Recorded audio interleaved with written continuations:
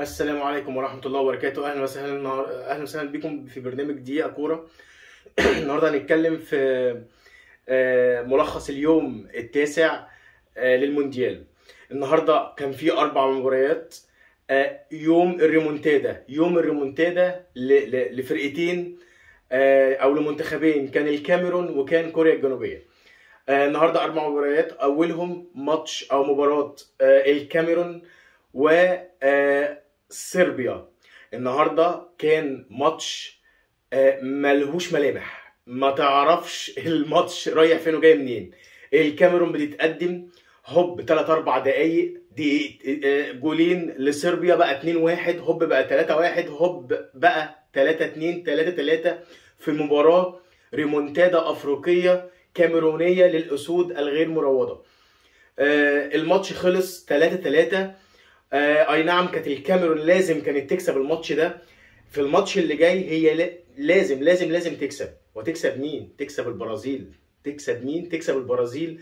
كانت البرازيل النهارده تاني المتأهلين من الجولة الثانية.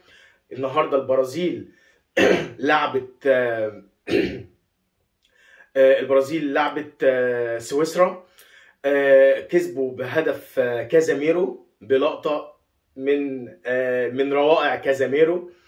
الفوز النهارده بيعطي البطاقه الثانيه. تبقى البرازيل المنتخب الثاني المتأهل من الجوله الثانيه. نيجي نتفرج على الماتش الثالث، وكانت غانا وكوريا الجنوبيه في مباراه غريبه الاطوار. غانا بتتقدم 2-0، وكان نجم الماتش محمد قدوس. كوريا الجنوبيه تتعادل 2-2 بريمونتادا. فجاه غانا تجيب الجول الثالث وتفوز، والنجوم السوداء او النجوم السمراء تتلألأ في سماء قطر بفوز 3-2.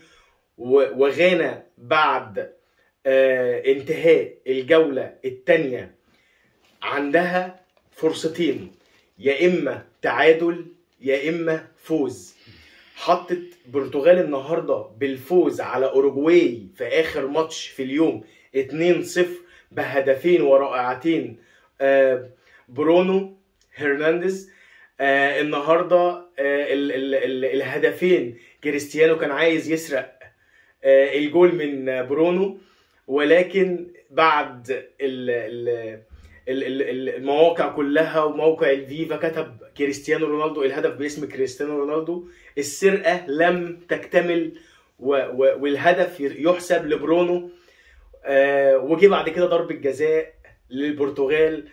فين كريستيانو؟ للأسف كريستيانو خرج ويلعبها برونو ويحرز هدفين وينافس على لقب هداف كاس العالم قطر 2022 بمزاحمة اينور فالنسيا وكيلين امبابي.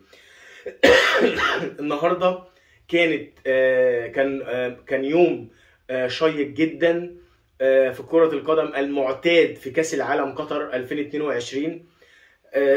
واليكم بعض الاخبار. ادارة يوفنتوس تستقيل جميعا. النهارده طبعا بالنسبه للمجموعات، المجموعات النهارده 3 فرق او 3 منتخبات ضمنت الصعود: فرنسا، البرازيل، والبرتغال. 3 منتخبات ضمنوا الصعود من الجوله الثانيه، ويبقى في الجوله الثالثه تشتعل. لسه معرفناش مين هيصعد مين هيخرج. مفاجآت كاس العالم تتوالى ولسه والبقية تأتي. لو عجبتك الحلقة اضغط لايك واشتراك ومشاركة، والسلام عليكم ورحمة الله وبركاته.